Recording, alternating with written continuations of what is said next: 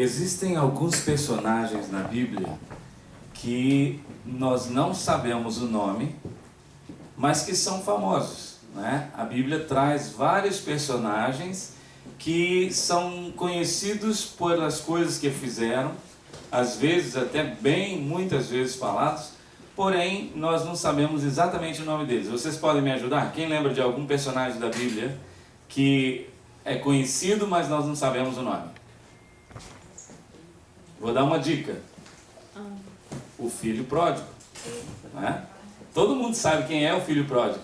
A Bíblia não tem o nome filho pródigo, porém foi falado muito dele. A viúva que deu a moedinha. Exato, a viúva pobre. Todo mundo sabe quem é a viúva pobre, né? A viúva de Sarepta. A viúva de Sarepta. Aqui, ó. A mulher samaritana. O jovem rico. Exatamente. Ok? Vocês falaram vários personagens, mas ninguém falou do personagem que eu vou falar hoje. É do Antigo ou do Novo? Do Novo Testamento, a dica. Do Novo? É. Olha, ok. Ninguém tá lembrando de ninguém mais, né? Ok. Não acredito nenhum. Tá bom. Eu vou falar do bom ladrão. Todo mundo sabe quem é o bom ladrão. Sim, sim. Mas será que existe o bom ladrão? Curiosamente, ontem, quando nós viemos aqui para montar o som e tivemos aqui um jantar especial, né? A irmã trouxe para nós. Os nossos amigos aqui, os jovens do louvor, estavam falando aqui de ladrão e até, né? Não vou falar nenhuma história de ontem, mas ontem teve Meu alguns... pai é o bom ladrão. Ok. Bom, a irmã, né? Alguém falou assim, olha, teve um ladrão que foi... Tem algumas histórias aqui de ladrão. E, curiosamente, era o meu tema de hoje, mas eu fiquei caladinho. Mas eu achei interessante que uma das pessoas falou aqui assim, olha, esse ladrão até que ele não era tão mal, ele foi até camarada, devolveu, não sei o que e tal. Anyway.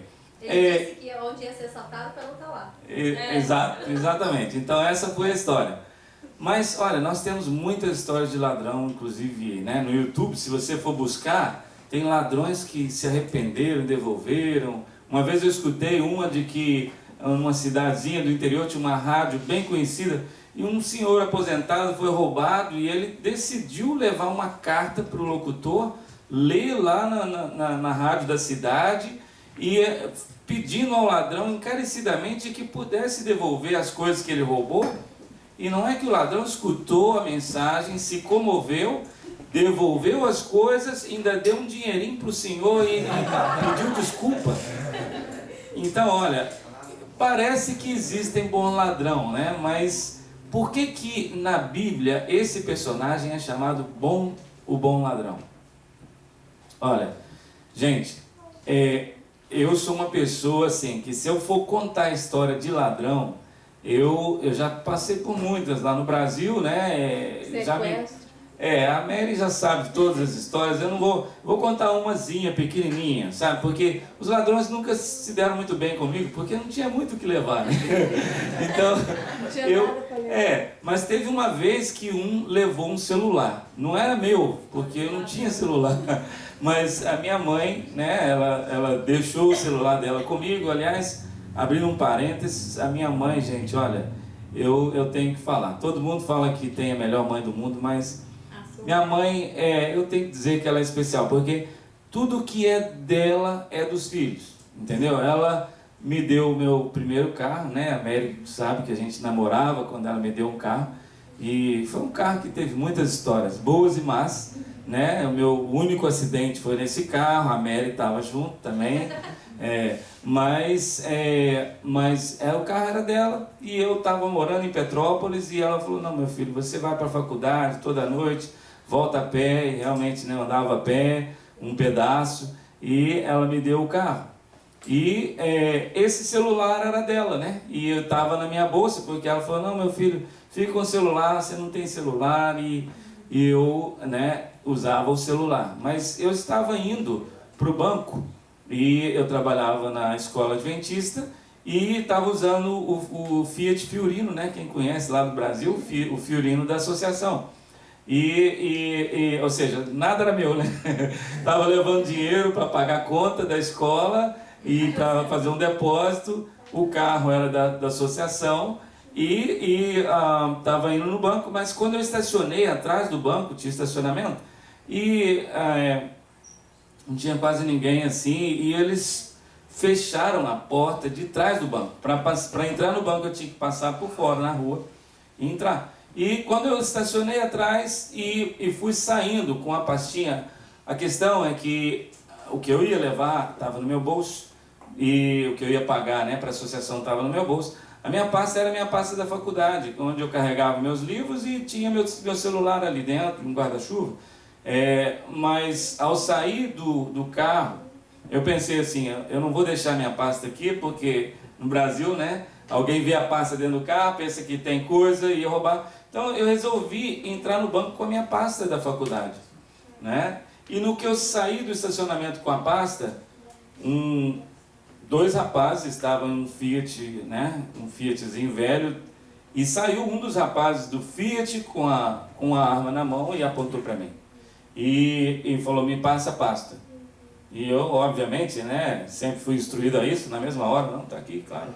Ele levou a pasta, né, mas graças a Deus não levou o dinheiro, né, que não era meu, não levou o carro da associação, não me pediu a chave nem nada. Simplesmente ele deve ter achado que eu estava levando uma pasta cheia de dinheiro para depositar no banco, né? A decepção dele, obviamente, lá só tinha livros de escolares, mas tinha um celular, que era um celular da Nokia na época, bom. Bom, o que acontece, resumindo a história, é que eu fiquei tão chocado naquela hora que eu nem consegui entrar no banco. Eu saí, quando o carro saiu, eu já saí com o Fiat e fui depositar em outro banco e ali, era próximo do Mineirão, em Belo Horizonte, fui dar queixa na polícia. Lá tem um local da polícia no Mineirão e eu saí com os policiais, eles me levaram em vários lugares para ver se eu achava o carro ou as pessoas e nada aconteceu. Quando eu voltei aí para fazer, né, lá a ocorrência e coloquei lá o que tinha e o policial falou, olha, eu falei, tinha um celular da minha mãe e eu queria, será que você não pode ligar para esse celular, quem sabe né, vocês conseguem detectar onde está o ladrão e, sei lá, pelo menos pegar esse celular de volta e meus livros da faculdade. Aí ele falou, não, liga você, quem sabe, né? Eu não sei porquê, mas ele pediu para eu ligar. E eu falei, eu vou ligar então. E eu liguei, e você sabe que o ladrão atendeu? Aí ele, na maior cara de pau, alô? Aí eu falei, olha, eu sou a pessoa que você me assaltou há pouco tempo. Eu queria que, se fosse possível, pelo menos devolve minha pasta com os livros, você não vai fazer nada com ela, põe aí em algum lugar, quem sabe eu posso pegar, deixa minha pasta em algum lugar para eu ir para a escola. E o ladrão, acho que ele estava furioso, que ele achou que tinha muito dinheiro, né? Ele nem quis eu terminar de falar e desligou o telefone. Bom, esse não era um bom ladrão, né? Então vamos à história. A história do bom ladrão, irmãos, é interessante. Mas antes de abrir a Bíblia, eu vou convidar vocês para fazermos uma oração. Nosso Pai que estás nos céus, muito obrigado, Senhor, por termos a oportunidade de abrir a Tua Santa Palavra. Senhor, dá-nos clareza de pensamento, ajuda-nos a podermos compreender e também, Senhor, colocar em prática em nossas vidas as lições que recebemos de Ti. Amém. Tudo isso te pedimos em nome de Jesus. Amém. Amém. Lucas capítulo 23. Capítulo 23, versículo... Vamos ler dos versículos 39 a 42, me parece. Lucas capítulo 23. Os que têm a sua Bíblia.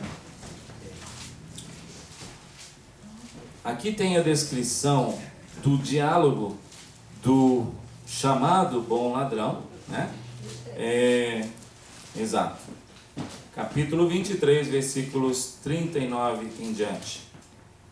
Diz assim a palavra de Deus. Um dos malfeitores, nós vamos ler até o versículo 43, ok? Diz assim, um dos malfeitores crucificados blasfemava contra ele, dizendo, não és tu o Cristo? Salva-te a ti mesmo e nós também. E a nós também. Versículo 40. Respondendo-lhe, porém, outro repreendeu, dizendo: nem ao menos temes a Deus, estando sob igual sentença? Nós, na verdade, com justiça, porque recebemos o castigo que os nossos atos merecem, mas este nenhum mal fez. E acrescentou: Jesus, lembra-te de mim quando vieres no teu reino. Jesus lhe respondeu: em verdade te digo que hoje estarás comigo no paraíso. Só abrindo um parênteses, nós já falamos na escola sabatina hoje sobre o estado dos mortos, né? Sobre a vida após a morte.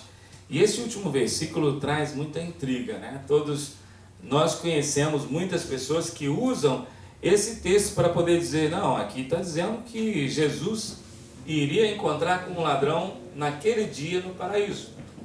Porém, essa perspectiva, essa interpretação, ela tem três problemas.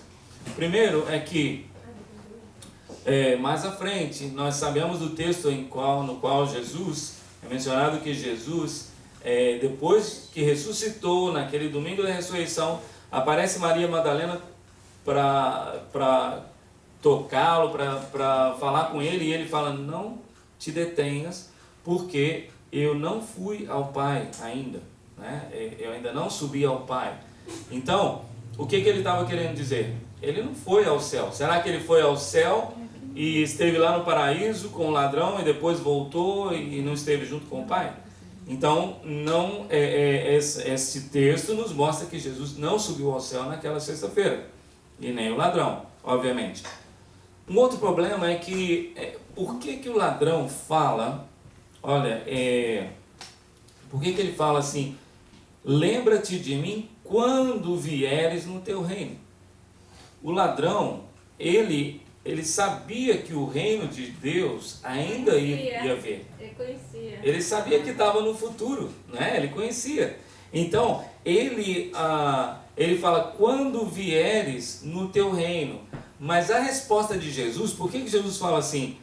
Em verdade te digo hoje, porque essa é a correta tradução desse texto. Explicando um pouquinho melhor, irmãos, o texto grego, né, o original grego, naquela época, ele não era escrito com pontuação, não existia vírgula, por exemplo, né? Então, se nós pegarmos o original, que muita gente pode falar: não, vamos lá ver no original como é que está escrito.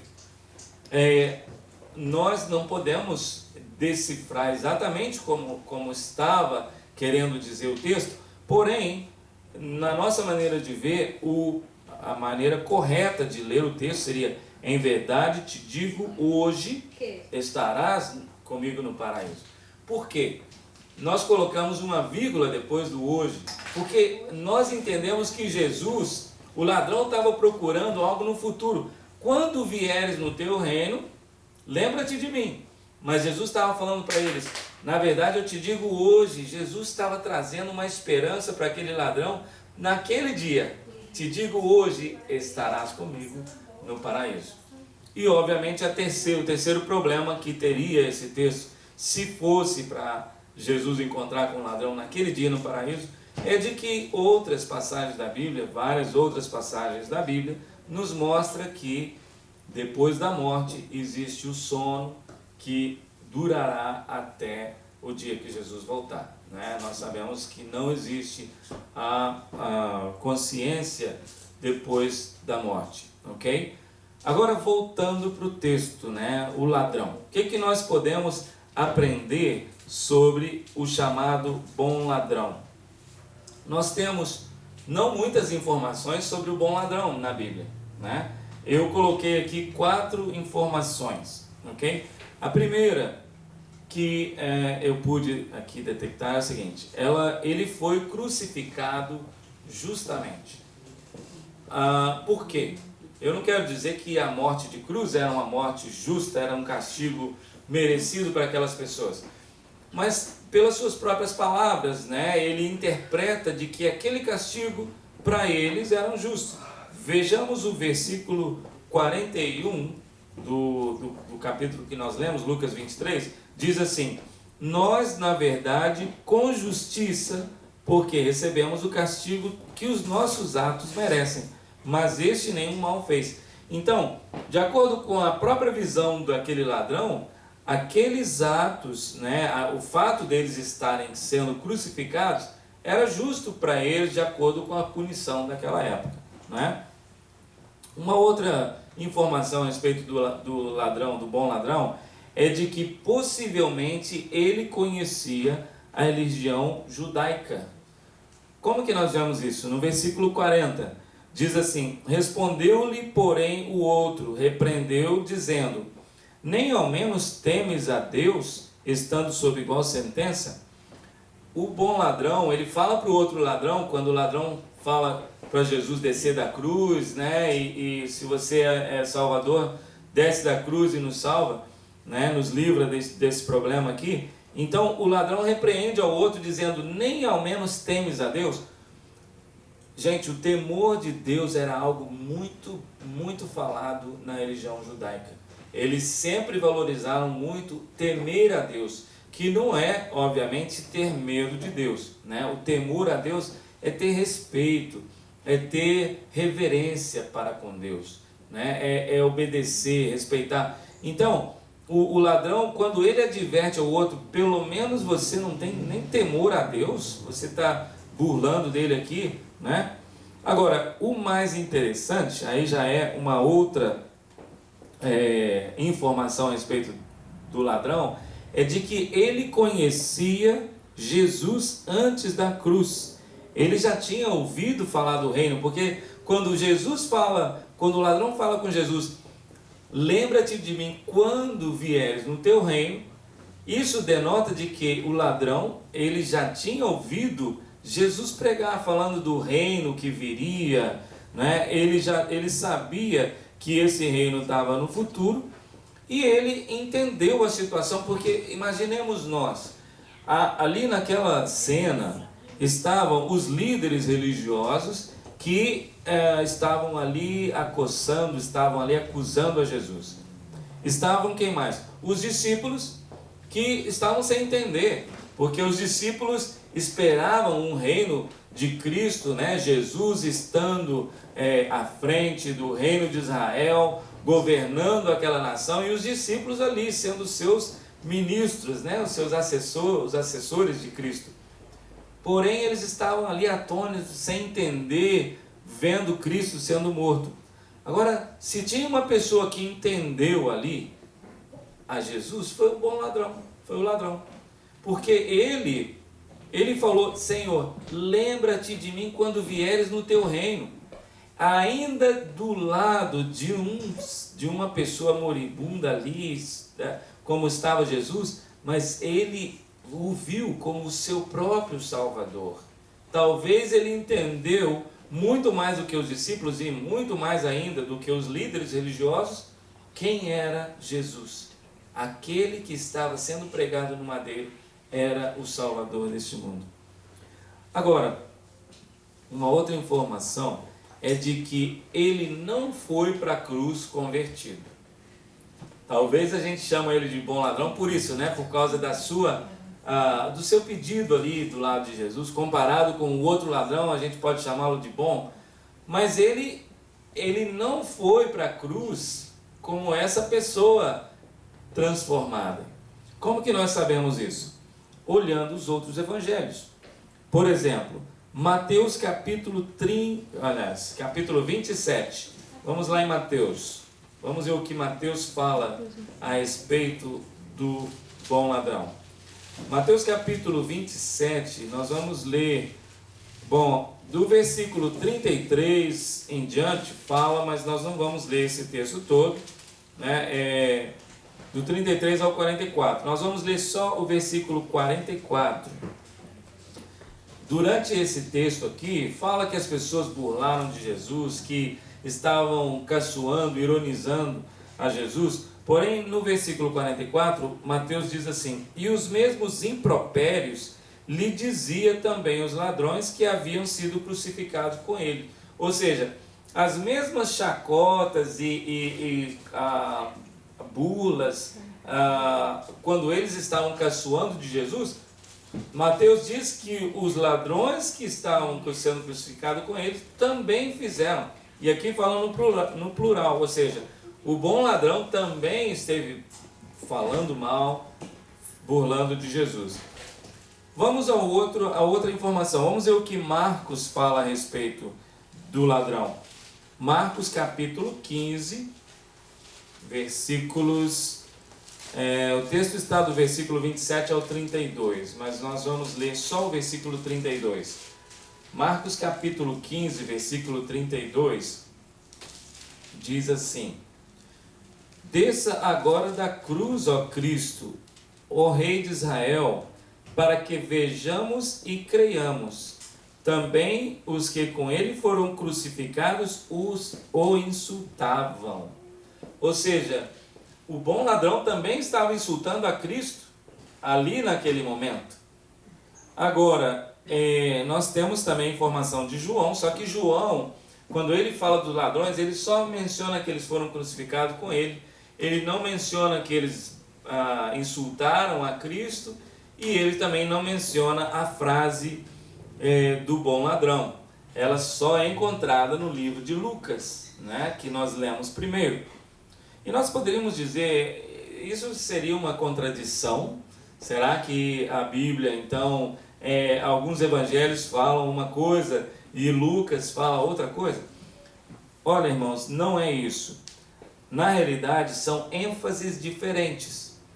Um evangelista, por exemplo, Mateus e Marcos, eles põem a ênfase no fato de que Jesus foi insultado pelos ladrões, que eles burlavam de Jesus, assim como as pessoas, né? Essa foi o foco, essa foi a ênfase, as ênfases de Marcos e de Mateus. João, ele não fala, ele só menciona, ele não dá detalhes dos ladrões. Porém, Mateus, ou melhor, Lucas, ele sim coloca o diálogo que teve Jesus com esse chamado o bom ladrão. Agora é interessante, irmãos, que a irmã White também, ela nos fala desse ladrão. E ela também confirma de que o ladrão, ele conhecia a Jesus antes de ir para a cruz. Eu vou ler um texto que está no livro O Desejado de Todas as Nações, e se encontra na página 529. Aqui diz o seguinte, o texto: Ambos os homens que estavam crucificados com Jesus, a princípio o injuriaram, e um deles, sob os sofrimentos, tornara-se cada vez mais desesperado e provocante. Assim não foi, porém, com o companheiro. Este não era um criminoso endurecido. Extraviara-se por más companhias, mas era menos culpado que muitos dos que ali se achavam de pé da cruz, injuriando o Salvador. Vê que ela diz que ele conhecia e ele se extraviou. Aí disse assim: vira e ouvira Jesus e ficara convencido por seus ensinos, mas dele fora desviado pelos sacerdotes e príncipes. Que triste, né? Procurando abafar a convicção, imergira mais e mais fundo no pecado, até que foi preso, julgado como criminoso e condenado ao morrer na cruz. No tribunal e a caminho para o Calvário, estivera em companhia de Jesus. Ouvira Pilatos declarar: não acho nele crime algum. Notara-lhe o porte divino e o seu piedoso perdão aos que o atormentavam. Na cruz vê os muitos grandes doutores religiosos estenderem desdenhosamente a língua e ridicularizarem o Senhor Jesus. Vê o menear das cabeças, ouve a ultrajante linguagem repetida por seu companheiro de culpa. Se tu és Cristo, salva-te a ti mesmo e a nós. Houve entre os transeuntes muitos a defenderem Jesus.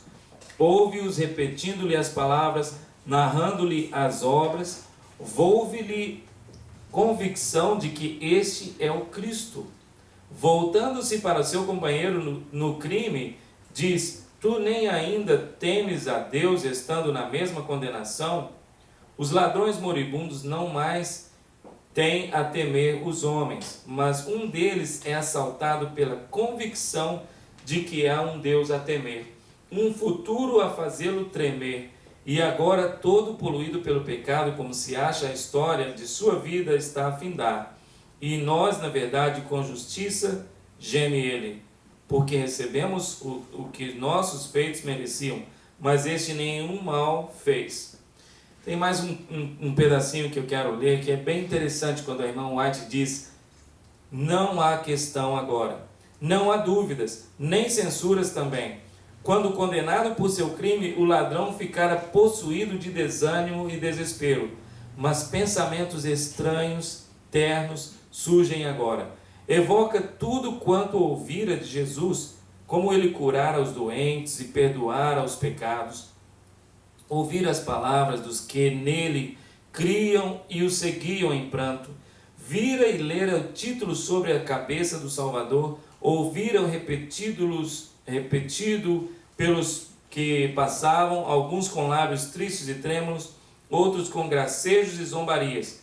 O Espírito Santo ilumina-lhe a mente. Veja bem, o Espírito Santo foi que penetrou na mente dele de repente, e pouco a pouco se liga à cadeia das provas. Em Jesus ferido, zombado e pendente da cruz, vê o Cordeiro de Deus que tira o pecado do mundo. Num misto de esperança e de agonia em sua voz, e desamparada moribunda alma, atira-se sobre o agonizante Salvador. Senhor, lembra-te de mim quando vieres no teu reino. Irmãos, esse texto inspirado da irmã White confirma que aquele ladrão, ele teve a oportunidade no seu último momento de vida. E eu digo para vocês algo que é assim, eu imagino que pode passar na mente de muitas pessoas. Essa é uma história da graça muito bonita, né? E muitas vezes nós já temos repetido essa história. Mas vocês já pensaram, quem sabe já passou na sua mente assim, dá um pouquinho de inveja desse ladrão? eu não acho que a gente deve ter inveja dele, mas a gente poderia até pensar assim, como ele fez tudo que ele quis na vida, né? E no último momento ele conseguiu a salvação. Garantiu, né? Exato. A gente poderia imaginar como se fosse, né, um jogo de futebol, que o time está perdendo o título e no último minuto do jogo ele faz um gol e ganha. Né? Ou seja, quem sabe jogou mal e tudo, mas conseguiu no último momento. Então poderíamos até pensar, né, puxa vida, ele se deu muito bem, né? Viveu a vida, fez tudo o que queria. Ele deve ter sofrido muito, né? Aí está a questão. Será que foi realmente uma grande vantagem? Irmãos, olha, o que eu queria deixar de mensagem para nós nessa manhã é o seguinte: será que o ladrão, como foi essa vida do ladrão? Né? A graça de Deus é muito bonita, é algo muito assim, gratificante quando nós falamos da graça de Cristo. É algo muito, quase que inexplicável, né? Alguém sem merecer receber o galardão celestial. Só que Jesus, em uma outra passagem, se não me engano, em João capítulo 10, ele fala: eu vim para que tenham vida, e vida abundante. Nós podemos dizer que esse ladrão teve vida abundante? Não. É curioso que a gente falou sobre ladrão hoje, né? Até o Washington comentou também na lição sobre isso. E eu acho que, irmãos, não existe ladrão feliz, né? Será que algum ladrão pode dizer que viveu uma vida boa? Ou mesmo outras pessoas, nós usamos o termo do ladrão, mas será que o pecado vale a pena? O pecado traz felicidade? Você, entre aspas, viver e fazer o que você quer e ter a tal chamada liberdade, te vai trazer alguma alegria nesse mundo? Olha, a pessoa vida, agora tirando a frase do pastor Bulhon, essa é a única que pode nos dar vida abundante, só se tivermos Jesus na nossa vida. Jesus é a pessoa vida, e Ele nos mostra de que se estamos aqui nesse mundo e temos a oportunidade de viver, vivamos a vida abundante que Ele nos oferece. Irmãos, olha, quantas pessoas estão passando por tribulações nesse mundo. Nós acabamos de ver no vídeo, né, um senhor que vivia tomando álcool e queria tirar a sua vida, e de repente ele encontra uma forma de viver, ele encontra irmãos, ele encontra palavras de Deus que oferece para ele vida. A vida eterna é maravilhosa, o que Deus tem preparado para nós, mas Ele quer que nós vivamos hoje a vida abundante. Amém. Ele quer nos oferecer hoje uma vida de qualidade. E como podemos ter vida de qualidade? Somente acompanhado da pessoa vida, a pessoa que nos oferece a vida, que é Cristo Jesus. Amém. Eu falei aqui da minha mãe no início, né? E eu poderia falar da minha irmã também, que foi poderia dizer, a minha segunda mãe, né? Apesar de ser 2 anos e meio mais velha que eu, ela foi uma mãezona para mim, porque ela me protegia na escola, quando eu, né, raquítico e com cara de bonzinho, algumas crianças às vezes queriam me enfrentar, e a minha irmã era a primeira e chegava como uma leoa para me defender. A minha irmã era uma das mais altas da classe. Hoje ela não é mais alta que eu, mas ela, na época, ela cresceu mais do que os outros, e ela me defendia. E eu poderia contar muitas outras coisas, me ajudou muitas vezes. Mas no final agora eu quero falar um pouquinho do meu pai para vocês, antes de terminarmos. Porque nós falamos hoje da vida abundante, nós falamos do paraíso, né? E uma das coisas que mais emocionava meu pai, e eu sou bem parecido com ele, acho que vocês já viram, né? Às vezes, dependendo do que passa aí nas histórias, eu estou sempre me emocionando.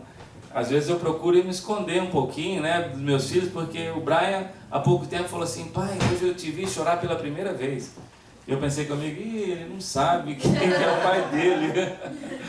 O meu pai, irmãos, cada sábado que a gente saía da igreja, ele saía com os olhos vermelhos de chorar. Ele se emocionava quase todas as vezes pela palavra de Deus, por ouvir a palavra de Deus. E eu quero falar da vida eterna agora no final, porque nós falamos desse paraíso. O ladrão da cruz, eu acho que nós não temos que ter inveja dele. Ele teve, né, graças a Deus, e amém por isso, ele teve o galardão prometido e garantido por Jesus. Mas eu acho que a gente deve ter inveja de um personagem da Bíblia. Se a gente poderia escolher muitos, Pedro, como nós estamos estudando nessa lição, mas um último versículo que eu quero ler com vocês está em 2 de Timóteo, capítulo 4, versículo 7. A irmã Rosana já leu para nós. E 2 de Timóteo, capítulo 4, nós vamos ler o versículo 7 e 8 dessa vez, porque ele nos diz algo bem forte. O apóstolo Paulo, ele menciona assim, no versículo 7, combati o bom combate, completei a carreira, guardei a fé. E o versículo 8 diz, já agora a coroa da justiça me está guardada, a qual o Senhor reto juiz me dará naquele dia. Está vendo? Não é no dia que ele morreu, naquele dia. Quando? Naquele dia, e não somente a mim, mas também a todos quanto amam a sua vinda. No dia da sua vinda. Nesse dia, ele tinha certeza de que a coroa da justiça estava guardada para ele. Amém. Irmãos, será que se nós pensarmos hoje, né, nós não sabemos quando vai voltar Jesus, mas nós sabemos que está muito próximo. Amém. Será que nós podemos falar assim como o apóstolo Paulo? Ou se estivermos próximos, quem sabe, do momento do nosso descanso, né? Será que nós podemos dizer, assim como Paulo disse, combati o bom combate, completei a carreira, guardei a fé. Essa coroa está guardada para mim, para receber naquele dia. Irmãos, isso sim, esse é um personagem que devemos nos invejar. porque ele tinha essa segurança, essa certeza do galardão prometido por Jesus. Eu sei que muitos de nós, quando falamos da volta de Cristo, nos emocionamos, né? Pensamos e quem sabe almejamos esse dia, mas nós não temos ideia. Tudo o que a gente pode imaginar é muito mais do que isso. A volta de Cristo deve ser uma das nossas principais mensagens. É a mensagem da nossa igreja. Nós devemos sair e falar a essas pessoas aí fora. Devemos levar a mensagem, levar essas boas novas para as pessoas. Nós temos um Jesus que nos dá vida abundante hoje e que nos promete uma vida no paraíso. O mesmo paraíso que ele falou para o bom ladrão. Amém. Nós queremos estar nesse dia com esse Jesus. E para terminarmos, eu quero que nós possamos cantar uma música. E por isso eu falei do meu pai no final, porque essa semana a minha irmã me mandou essa música por WhatsApp. E para variar, eu me emocionei, né? Mais uma vez. Mas agora eu estou bem preparado para a gente cantar. E eu quero que vocês cantem comigo, né? Eu vou chamar aqui o grupo de louvor para nós cantarmos a música que era uma das mais preferidas do meu pai, né? Me lembro do ano de 1977, lá no IPAI, grupo Renascença, que esteve na nossa igreja e cantou essa música. Aqui ela foi gravada pelo Grupo Integração, já nos anos 80, mas eu vou passar o microfone aqui para o cantor que vai nos ajudar e vamos louvar a Deus juntos. Vamos nos colocar de pé, irmãos, e cantar Não Tardará. Lá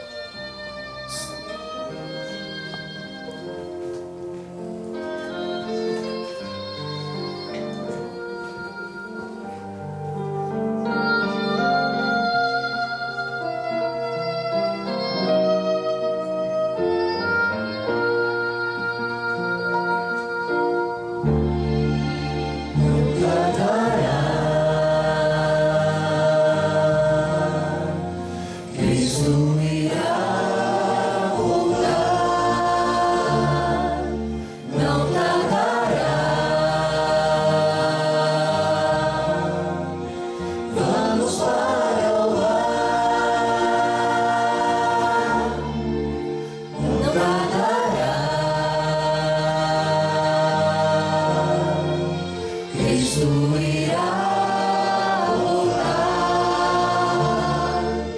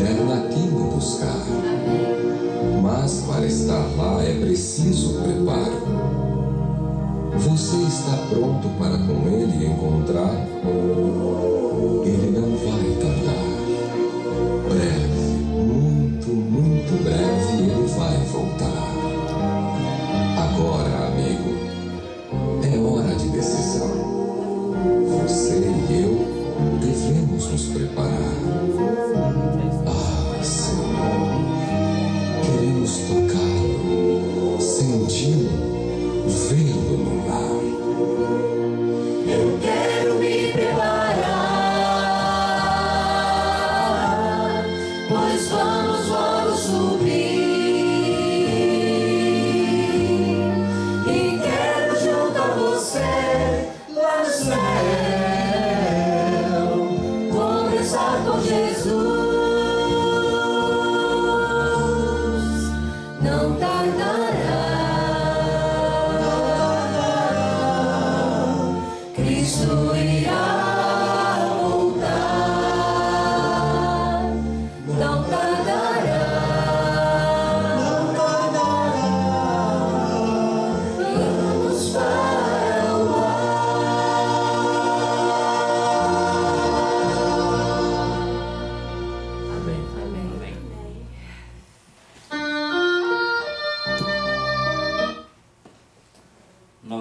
estás nos céus.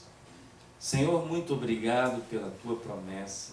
Amém. Muito obrigado, Senhor Jesus, por oferecer-nos a vida eterna. Amém. Muito obrigado, Senhor Jesus, por oferecer-nos também a vida abundante que tu nos pode dar. Amém. Senhor, muito obrigado por termos a segurança, por termos, Senhor Jesus, garantida a nossa coroa, pois sabemos que tu és quem pelejaste essa batalha por nós. E tu venceste essa batalha, Senhor Jesus. Muito obrigado, Senhor. Amém. Muito obrigado pelo teu amor. Muito obrigado pela tua misericórdia para conosco. E muito obrigado, Senhor, pela tua bendita e poderosa graça, que nos dá a oportunidade de, ainda sendo pecadores, podermos alcançar a vida eterna que tu nos tem prometido. Amém. Ó Senhor Jesus, quero te pedir uma bênção especial para cada um de nós aqui presente nesta manhã. Amém. Senhor, que possamos falar assim como o apóstolo Paulo falou: combati o bom combate, Amém. completei a carreira, guardei a fé. Amém. Que possamos cada um de nós termos esta segurança, essa confiança, e que possamos, Senhor Jesus, passar adiante, passar a outras pessoas a esperança que temos. Que possamos proclamar esta verdade, Amém. que possamos anunciar a tua pessoa que nos dá vida a cada uma daquelas pessoas que tanto necessitam. Amém. ouvir. Senhor Jesus, usa-nos. Amém. Usa-nos como instrumentos nas tuas mãos. Que não venhamos estar simplesmente aqui a cada sábado, mas que possamos sair para poder anunciar esta mensagem a outros. Amém. Usa-nos, Senhor Jesus, para a tua obra nesta cidade e onde quer que estejamos. Amém. Que sejamos instrumento nas tuas mãos. Que até aquele grande dia, para que possamos estar gozosos e felizes para receber a ti nas mansões celestiais. Amém. Ó Senhor, eu te peço que nos dê um restante de sábado feliz e abençoado para cada um de nós e que sempre estejamos unidos a ti até aquele grande dia. Amém. Em nome do Senhor Jesus. Amém. Amém, Senhor.